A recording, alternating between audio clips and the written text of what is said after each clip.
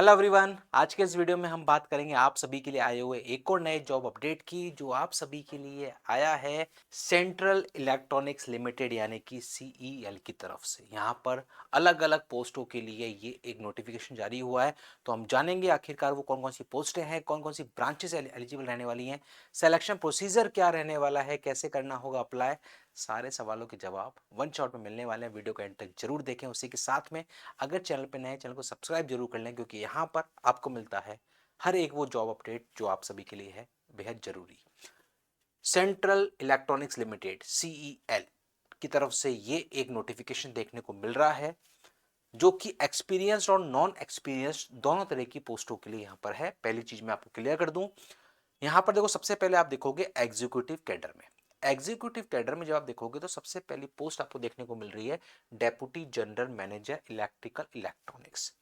Post का नाम देख के लग रहा है कि बड़ी पोस्ट है, तो एक्सपीरियंस भी बड़ा मांगा गया है। मिनिमम 16 ईयर्स, मिनिमम 16 ईयर्स का पोस्ट है। बीटेक इलेक्ट्रॉनिक्स में, electrical and electronics computer science में 55% मार्क्स, साथ में 16 ईयर्स का एक अच्छा खासा एक्सपीरियंस एक लिमिटेड फील्ड के अंदर, ये यहां पर मांगा गया है।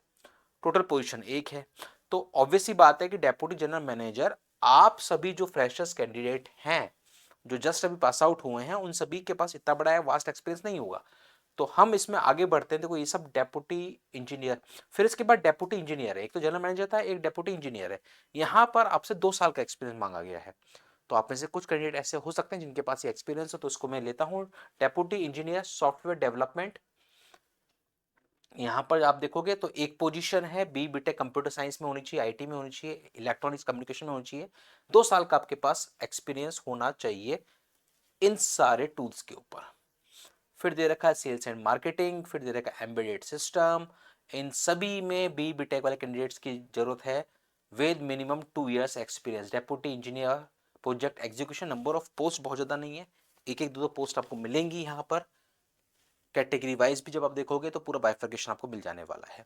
ये हैं वो सारी जो कि बेसिस ऑन द एक्सपीरियंस है। फिर आप देखोगे एग्जीक्यूटिव ट्रेनी वाली पोस्ट है। यहां पर सबसे पहले दे रखा है ग्रेजुएट इंजीनियर ट्रेनी मेटलर्जी।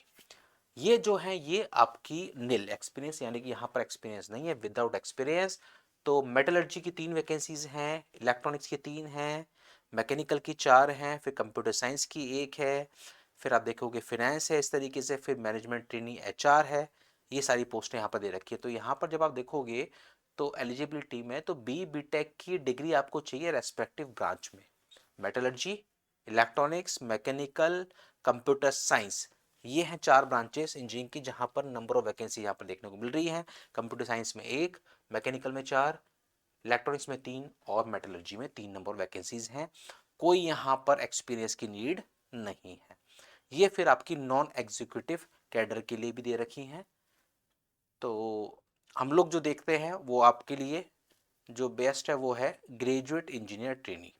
जब ग्रेजुएट इंजीनियर ट्रेनी की आप बात करेंगे तो यहाँ पर सैलरी भी आपको बता रखा है। ग्रेजुएट इंजीनियर ट्रेनी की जो सैलरी है 40,000 रुपीज़ पर मंथ रहेगी फर्स्ट ईयर में, और 45,000 रुपीज़ पर मंथ रहेगी सेकेंड ईयर में। मैक्सिमम जो एज लिमिट है, अपर एज लिमिट जनरल की वो 27 ईयर्स है। SC ST के लिए 5 साल का रिलैक्सेशन रहता है, ओबीसी के लिए 3 साल का रहता है। वो यहाँ पर भी आपको देखने को मिलेगा। अब इसके बाद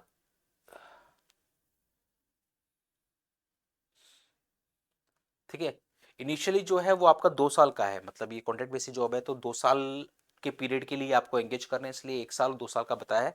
उसके बाद अगर फर्दर एक्सटेंशन होगा तो वो सब आपकी परफॉर्मेंस के ऊपर भी डिपेंड करेगा।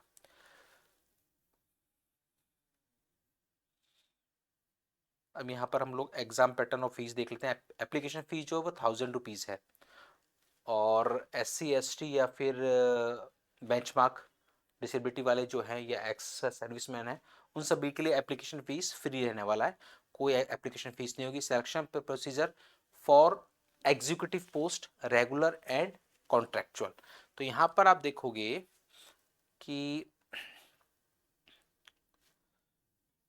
सबसे पहले देखो selection procedure will include a written examination, computer based एक टेस्ट होगा, उसके साथ में डॉक्यूमेंट वेरिफिकेशन और पर्सनल इंटरव्यू होने वाला है for the post of graduate engineer training, यानी कि वो पोस्ट जहां पर एक्सपीरियंस नहीं मांगा गया था उनके लिए आपका test plus DV plus medical personal interview होने वाला है। वहीं पर जब आप देखोगे जो आपकी डेप्यूटी जनरल मैनेजर वाली पोस्टें थी या सीनियर टेक्निकल मैनेजर वाली जो पोस्टें थी, वो जो पोस्टें थी वहां पर आपका directly document verification personal interview होने वाला है, कोई एग्जाम वहां पर नहीं होगा।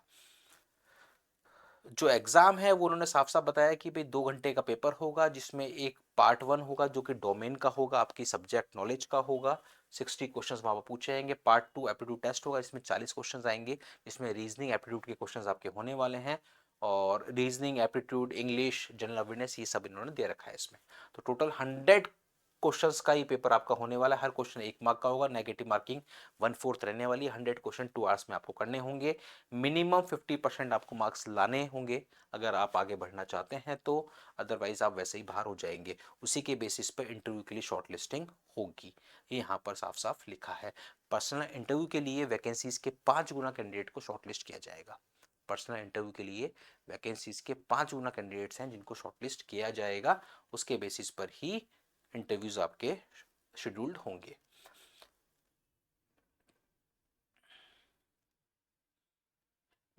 मिनिमम पासिंग मार्क्स जो है इंटरव्यू में वो भी हैं यहाँ पर डिसाइडेड, 65% चाहिए फॉर द जनरल कैटेगरी, और बाकी जो कैटेगरी है जैसे EWS OBC उसके 60%, बाकी के लिए 55% रहने वाला है, और 50% रहने वाला है आपका बेंचमार्क डिसेबिलिटी वाले कैंडिडेट्स के लिए।